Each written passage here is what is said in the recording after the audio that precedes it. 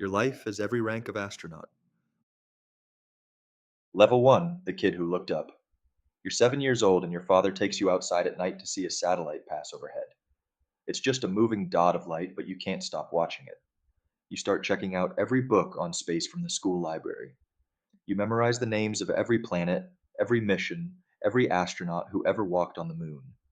You build model rockets in the garage and launch them in the field behind your house. Half of them crash. You build another one anyway. You don't come from a family of engineers or pilots. Nobody pushes you toward this. You just decide somewhere around age 9 that you want to leave the planet. You have no idea how far away that dream actually is. Level 2, the candidate. You're 32 years old. You have a PhD in aerospace engineering, 3 years as a test pilot, and over 1,500 flight hours logged. NASA opens astronaut applications once every few years. 18,000 people apply. You are one of them. The process takes over a year: medical screening, psychological evaluation, panel interviews with people who've actually been to space, swim tests in a full flight suit, background checks that dig into every year of your life. You wait.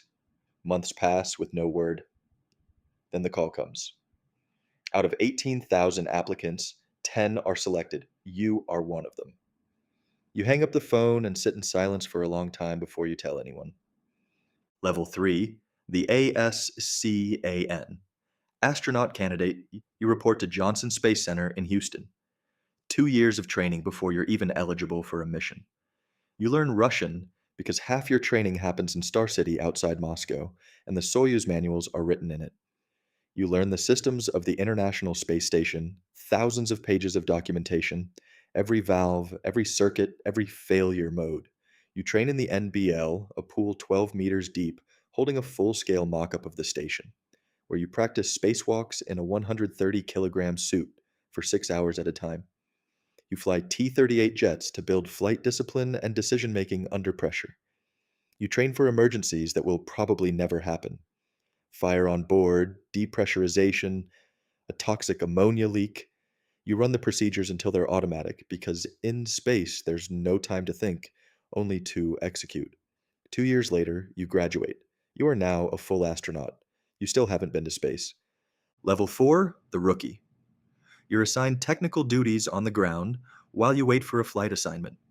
You work in mission control as a capsule communicator, the voice that talks to the crew currently in orbit. You support other astronauts' missions, sometimes for years, watching people you trained with fly while you stay on Earth. This is normal. The average wait between selection and first flight is 6 to 8 years. You spend that time becoming an expert. You specialize in robotics, operating the station's robotic arm in simulators until you can dock a cargo vehicle blind, using only camera feeds and instinct.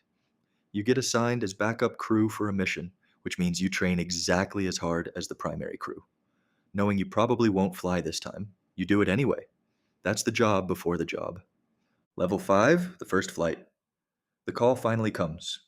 You've been assigned to a mission, 6 months on the International Space Station. The final year of training intensifies. Every day is simulations, emergency drills, and endless technical review with your crewmates, the people you'll be sealed in a metal capsule with for half a year. Launch day arrives, you suit up, you ride the elevator to the top of the rocket, you climb into a seat the size of a bathtub and lie on your back for hours while engineers run final checks. Then, the countdown hits zero. 680,000 kilograms of thrust ignite beneath you. You are pressed into your seat with a force 3 times your body weight. 8 minutes and 32 seconds later, the engines cut off and you are in space. Your arms float up in front of you. You didn't lift them. Nothing weighs anything anymore, including you. Level 6, Life on Station. You dock with the International Space Station 400 kilometers above Earth, traveling at 28,000 kilometers per hour. You orbit the planet every 90 minutes, which means you see a sunrise or sunset roughly every 45. Your body doesn't adjust well to this at first. Fluids shift toward your head. Your face puffs up. You lose your sense of up and down for the first few days until your brain rewires itself around it. You run scientific experiments, hundreds of them, in fields ranging from crystal growth to human physiology, because your body in microgravity is itself a research subject. You exercise 2 hours a day on a resistance machine and a treadmill you strap yourself into because without gravity, your bones lose density and your muscles waste away. You conduct your first spacewalk, 6.5 hours outside the station in a pressurized suit, tethered by a single cable, replacing a failed component while Earth turns silently beneath your boots. You look down at the entire planet with no borders visible on it. Something in you changes permanently. Astronauts have a name for this, the overview effect. Level 7, the veteran. You've flown 2 missions now over a year of your life spent in orbit combined. You're the experienced one in the astronaut corps. Junior candidates ask you questions in the hallway. You've handled real emergencies, not simulated ones.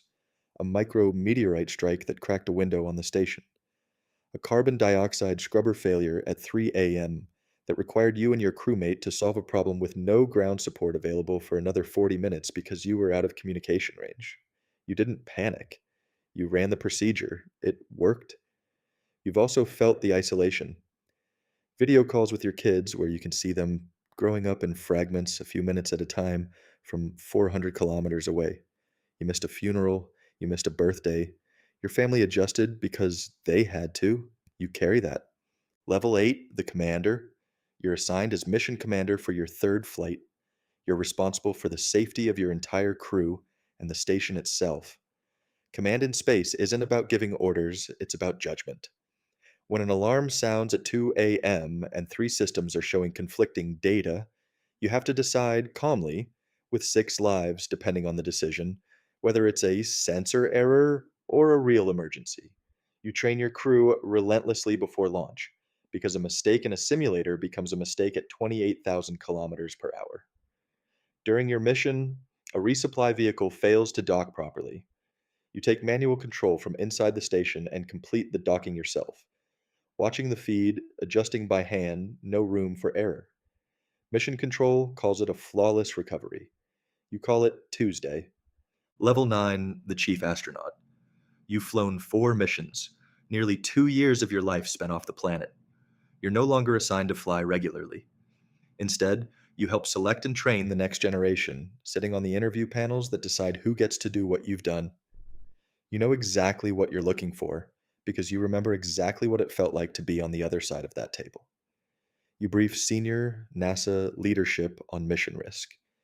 You testify before congressional committees about program funding, defending a budget for exploration to people who've never left the atmosphere.